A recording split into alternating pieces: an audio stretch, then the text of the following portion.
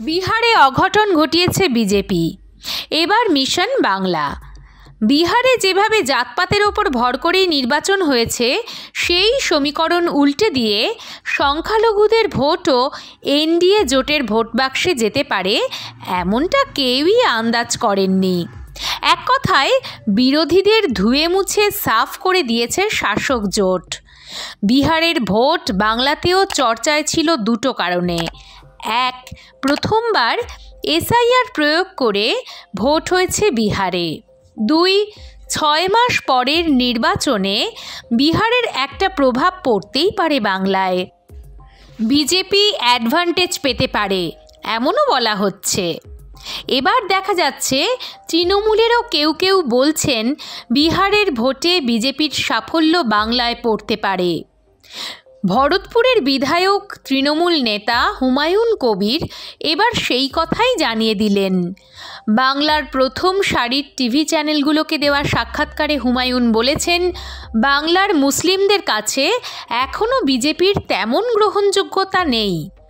এমনটা কিন্তু বিহারের ক্ষেত্রেও ভাবা হয়েছিল, কিন্তু বিহারে অদ্ভুত একটা ফলাফল দেখা গেল।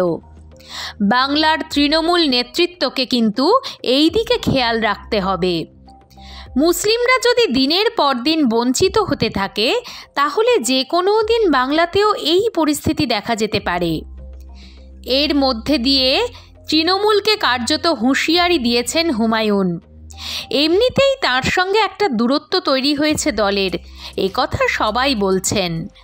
ভরতপুরের বিধায়ক হুমায়ুনের সঙ্গে সেই দূরত্ব মেটানোর তাগিদ কিন্তু তৃণমূলের তরফে তেমন দেখা যাচ্ছে না। গত বিধানসভা ভোটের কয়েক মাস আগে নতুন দল খুলেছিলেন আব্বাস সিদ্দিকী।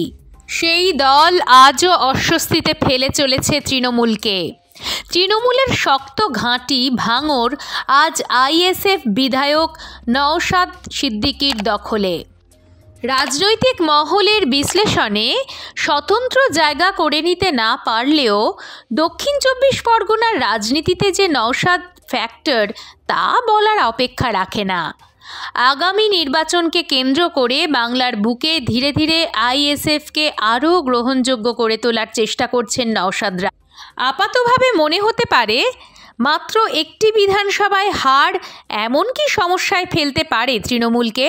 সংখ্যালঘু ভোট শাসক দলের হাত থেকে চলে যাওয়া মানে চাপ যে বাড়তে পারে, তা নানা ঘটনার মধ্যে দিয়ে দেখা গিয়েছে, হয়তো ভোটের সময়ও দেখা যাবে। যে কারণে আরও বেশি করে চর্চায় এসে গিয়েছে ভারতপুরের হুমায়ুন কবিরের নতুন দল গড়ার খবর। প্রায়শই বিতর্কিত মন্তব্য করেন তিনি। কিছুদিন আগে দলের নেতৃত্বের সঙ্গে মন কষাকষির জেরে তিনি নতুন দল তৈরি করে লড়াই করার কথা ঘোষণা করেছিলেন। তিনি জানিয়ে দিয়েছিলেন আগামী 22শে ডিসেম্বর নতুন দল ঘোষণা করবেন তিনি। চেয়ারম্যান স্বয়ং তিনি, এবং দলের বাকি সদস্যদের নাম ঘোষণা হবে আনুষ্ঠানিকভাবে নতুন দলের আত্মপ্রকাশের দিন। আর সেই বিষয়েই আর একবার মনে করিয়েও দিয়েছেন হুমায়ুন।